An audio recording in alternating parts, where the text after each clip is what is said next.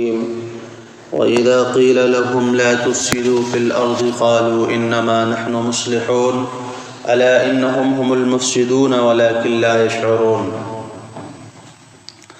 اور جب ان سے کہا جاتا ہے کہ تم زمین میں فساد مت پھیلاؤ تو کہتے ہیں کہ ہم ہی تو اصلاح کرنے والے ہیں۔ اللہ تعالیٰ فرماتے ہیں یقیناً سن لو،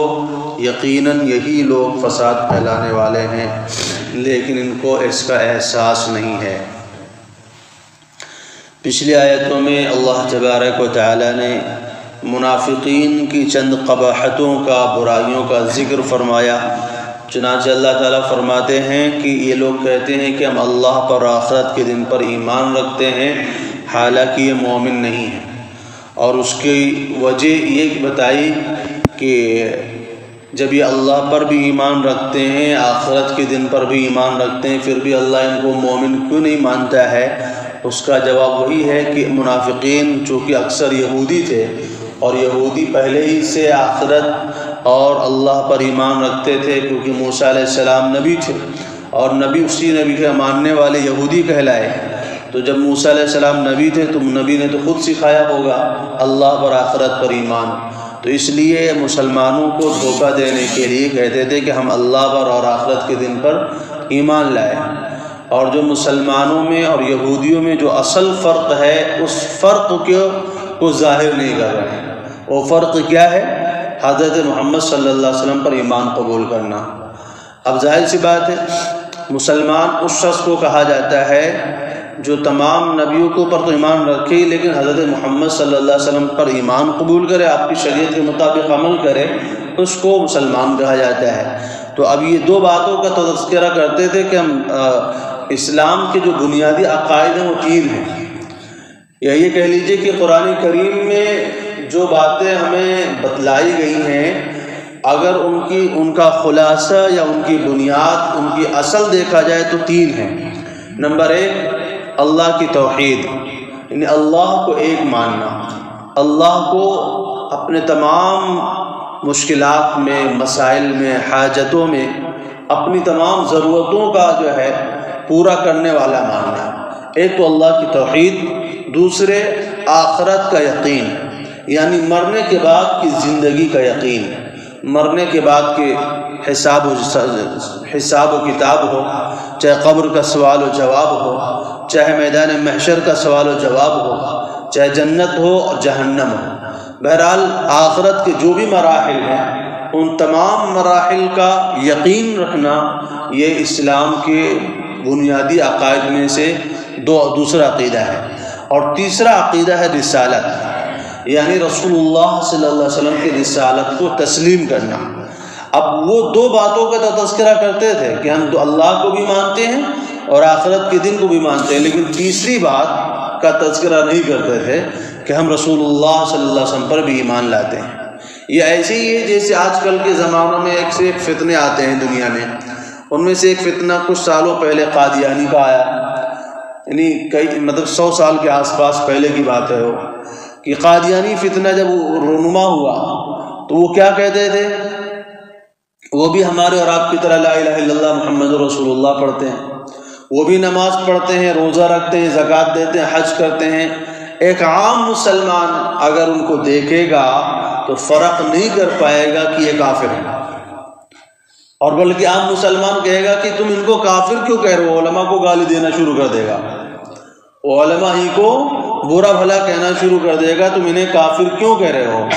لیکن چونکہ یہ کہ ایسے ہی بات ہے جیسے کہ بھیڑ کی شکل میں کوئی بھیڑیا آ جائے، یعنی بکریوں کی کھال اوڑھ کر کے کوئی بھیڑیا آ جائے تو کوئی ہوشیار بکرا ہو یا بکری ہو جو اس کو پہچان لے اور کہے کہ نہیں یہ اپنے آدمی نہیں ہے، یہ دوسرے میں سے، اور دوسری بکریاں کیا کہنے لگے نہیں یہ تو اس کی کھال دیکھو، اس کی شکل دیکھو، اس کی صورت دیکھو، یہ سب تو ہماری طرح تو ہمارا ہی آدمی ہے۔ تو عام انسان ایسے لوگوں میں فرق نہیں کر پاتا ہے، عام انسان کو ان کے بارے میں پتہ بھی نہیں چل پاتا کہ یہ بندہ مسلمان ہے کہ کافر ہے۔ اگر آپ اس کو کافر کہیں گے تو کہے گا میں تو لا الہ الا اللہ محمد رسول اللہ کا اقرار کرتا ہوں، پھر مجھے کافر کیوں کہتے ہو؟ ایسے دنیا میں بہت سارے فتنے ہیں۔ اور آج کل بہت سارے چل رہے ہیں، مسلمان انجانے میں ان کی باتوں کو سنتے بھی ہیں، ان کی باتوں کو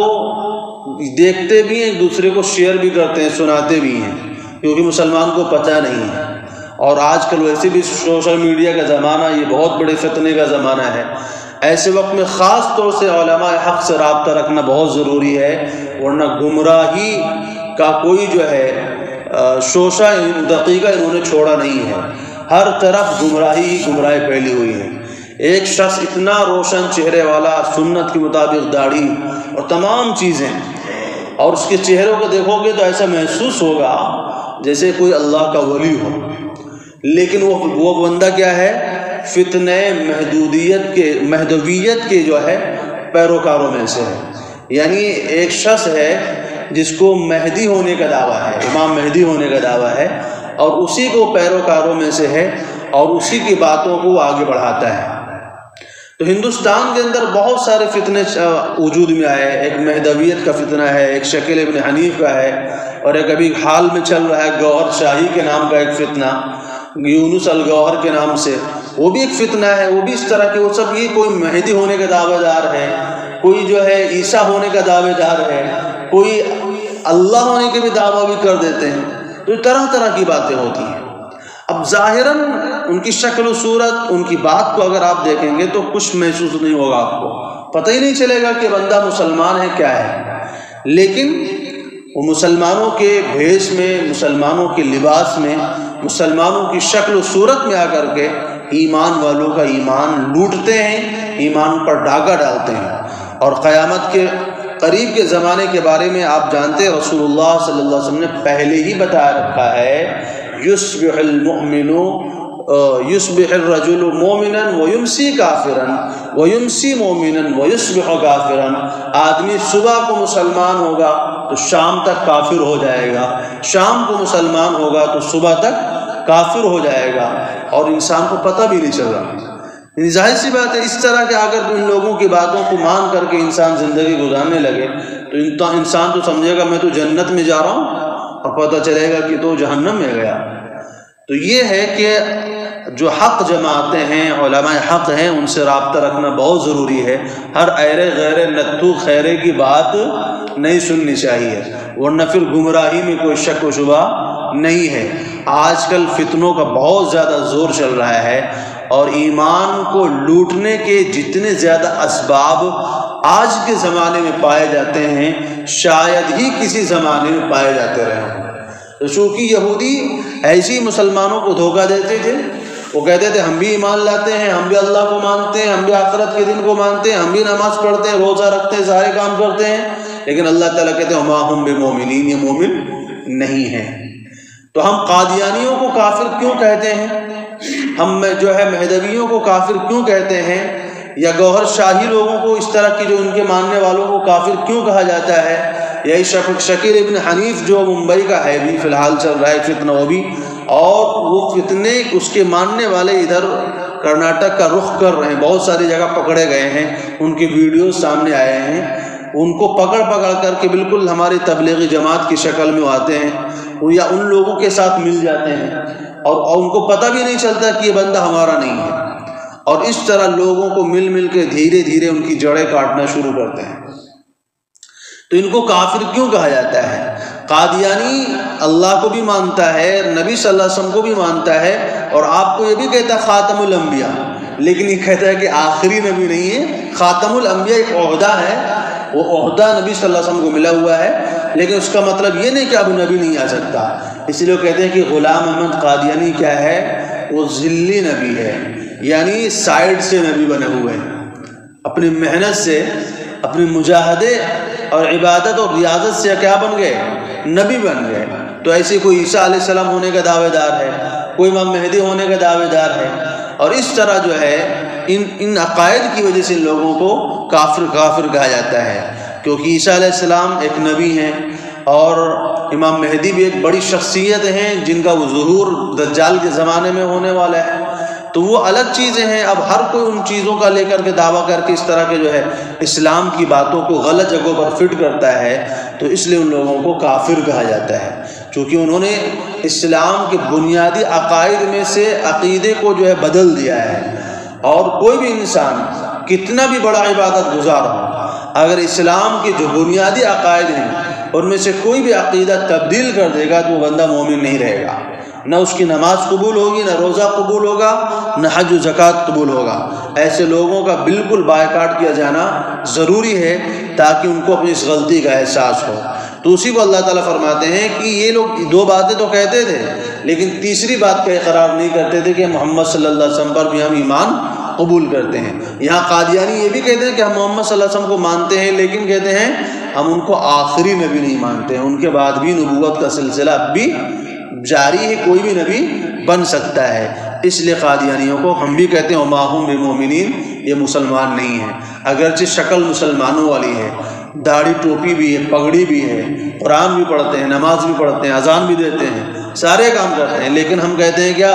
ما ہم بمؤمنین، یہ مسلمان نہیں ہیں۔ آگے فرمایا جب ان سے کہا جاتا ہے کہ تم زمین میں فساد مت کرو تو یہ کہتے ہیں کہ ہم ہی اصلاح کرنے والے ہیں۔ اللہ تعالیٰ کہتے ہیں یقیناً غور سے سن لو، یہی لوگ فساد پھیلانے والے ہیں لیکن ان کو اس بات کا احساس نہیں ہے۔ وَإِذَا قِيلَ لَهُمْ آمِنُوا كَمَا آمَنَ النَّاسِ، اور جب ان سے کہا جاتا ہے کہ اس طرح ایمان لاؤ جیسے لوگ ایمان لائے، یعنی تم تو یہ کہتے ہو کہ ہم بھی ایمان لائے لیکن تمہارا اپنی منمانی والا ایمان مقبول نہیں ہے، ایمان وہی مقبول ہے جیسے کہ صحابہ ایمان لائے۔ فَإِنْ آمَنُوا بِمِثْلِ مَا آمَنْتُمْ بِهِ فَقَدِ اهْتَدَوْا، کسی کے ہدایت یافتہ ہونے کے لیے اللہ تعالیٰ فرماتے ہیں صحابہ کے جیسا ایمان ہونا ضروری ہے۔ تو جس طرح صحابہ کرام کا جو عقائد، جو عقیدے تھے، جو ان کے دل کے اندر جو احساسات تھے، جیسے ان کے خیالات، جیسے ان کے عقائد تھے اور ایمانیات جو ان کی تھیں، اسی کی طرح اگر کوئی کسی کا ایمان ہے تو وہ ایمان مقبول ہوگا ورنہ مردود ہو جائے گا، وہ ایمان مقبول نہیں ہوگا۔ تو صحابہ تو نبی صلی اللہ علیہ وسلم کو بھی مانتے تھے لیکن منافقین ظاہراً اگرچہ تسلیم کرتے تھے لیکن دل سے وہ نہیں مانتے تھے۔ تو ان سے کہا جاتا ہے کہ جب ان سے کہا جاتا کہ تم ایمان لاؤ تو کہتے ہیں کہ کیا ہم ایمان لائے ان لوگوں کی طرح جیسے کہ بیوقوف لوگ ایمان لائے، یعنی وہ صحابہ کرام کو بیوقوف کہتے تھے، گویا کہ نبی صلی اللہ علیہ وسلم کے ماننے والوں کو وہ بیوقوف کہتے تھے۔ اور یہ وہاں پر کہتے تھے جہاں پر جیسے کمزور صحابہ ہوتے تھے، ان لوگ جب کہتے تھے بھائی ایمان میں سچے پکے داخل ہو جاؤ تو وہ کہتے تھے کہ ہم ایسے ہی مان لیں جیسے بیوقوف لوگ ایمان لیں، لیکن وہیں پر اگر کہیں کوئی بڑا تگڑا آدمی ہو اور طاقتور صحابہ میں سے کوئی بندہ ہو عمر جیسا تو پھر کیا کہتے تھے؟ ہم بھی ایمان لے آئے، کہتے تھے الا انہم هم السفہاء، اللہ تعالیٰ کہتے ہیں یہی بیوقوف لوگ ہیں لیکن ان کو پتہ نہیں۔ وَإِذَا لَقُوا الَّذِينَ آمَنُوا قَالُوا آمَنَّا، اور جب وہ ایمان والوں سے ملتے ہیں تو کہتے ہیں ہم بھی ایمان لے آئے۔ ادھر کہتے ہیں کیا ہم ایمان لے آئے جیسا کہ بیوقوف لوگ ایمان لائے ہیں، یہاں کہہ رہے ہیں کہ ہم بھی ایمان لے آئے۔ تو پتہ چلا کہ یہ دو طرح کی دوغلی پالیسی تھی ان کی۔ جب کمزور صحابہ سے ملتے تھے جن کے سامنے جانتے تھے کہ ان کا زور ہمارے اوپر نہیں چلے گا تو ان کو کہتے تھے یہ بیوقوف لوگ ہیں جو ایمان لائے ہیں، لیکن جب طاقتور صحابہ کے سامنے آتے تھے اور اس طرح کی بات آتی تھی تو کہتے نہیں ہم بھی ایمان لا چکے ہیں، ہمارا بھی ایمان وہی جیسا کہ تمہارا ایمان ہے۔ وَإِذَا خَلَوْا إِلَىٰ شَيَاطِينِهِمْ، اور جب یہ اپنے شیاطین کے پاس جاتے ہیں قَالُوا إِنَّا مَعَكُمْ إِنَّمَا نَحْنُ مُسْتَهْزِئُونَ، تو یہ کہتے ہیں کہ ہم تو تمہارے ساتھ ہیں، ہم ان کا مذاق اڑا رہے ہیں، یعنی ہم حقیقت میں ایمان قبول نہیں کیے ہیں، ہمارے دل میں ایمان نہیں ہے، ہم تو ان کو بیوقوف بنانے کے لیے ایسا کہتے ہیں کہ ہم ایمان لائے ہیں، ہم تو تمہارے ساتھ ہیں، تم سے ملے ہوئے ہیں۔ تو اس طرح جو دوغلے لوگ ہوتے ہیں وہ امت کے لیے، معاشرے کے لیے بہت بڑے ناسور ہوتے ہیں۔ ایسے لوگ فساد اور فتنے کا ذریعہ بنتے ہیں، ادھر کی باتیں ادھر لے جاتے ہیں، ادھر کی باتیں ادھر لے آتے ہیں۔ جب ان کے پاس آتے ہیں تو کہتے ہیں ہم تیرے ہیں، جب ادھر جاتے ہیں تو کہتے ہیں ہم تیرے ہیں۔ تو کہتے ہیں انا معکم انما نحن مستہزئون، کہتے ہیں ہم تو تمہارے ساتھ ہیں، ہم ان کا مذاق اڑا رہے ہیں۔ اللہ یستہزئ بہم، فرماتے ہیں اللہ ان کا مذاق اڑا رہا ہے، یعنی اللہ ان کے مذاق کا بدلہ ان کو دے گا۔ وَيَمُدُّهُمْ فِي طُغْيَانِهِمْ يَعْمَهُونَ، اور اللہ ان کو چھوڑے رکھے گا کہ اپنی سرکشی میں یہ اندھے ہوئے چلے جاتے ہیں۔ اولئک الذین اشتروا الضلالۃ بالہدی، یہ وہی لوگ ہیں جنہوں نے ہدایت کے بدلے گمراہی کو خرید لیا ہے۔ فما ربحت تجارتهم وما كانوا مهتدین، تو ان کی تجارت نے کوئی فائدہ نہیں دیا اور نہ ہی یہ ہدایت یافتہ ہو سکے، یعنی انہوں نے جس منافع کے لیے، جس مقصد کے لیے ہدایت جیسی چیز کو چھوڑا ہے وہ ہے دنیاوی غرض، دنیاوی فائدہ، مال و دولت کی لالچ میں آ کر کے انہوں نے ہدایت جیسی عظیم دولت کو چھوڑا ہے، تو اللہ تعالیٰ فرماتے ہیں ان کی اس تجارت نے کوئی فائدہ نہیں دیا۔ اس میں تجارت کیا ہے؟ یعنی ہدایت کو بیچ کر کے، حق کو بیچ کر کے انہوں نے باطل کو خرید لیا، گمراہی کو خرید لیا، تو یہ بھی، اس کو بھی اللہ تعالیٰ نے تجارت سے تعبیر فرمایا ہے۔ اس لیے فرمایا کہ ان کی تجارت نے کوئی فائدہ نہیں دیا اور نہ ہی یہ ہدایت یافتہ بن سکے۔ اللہ تبارک و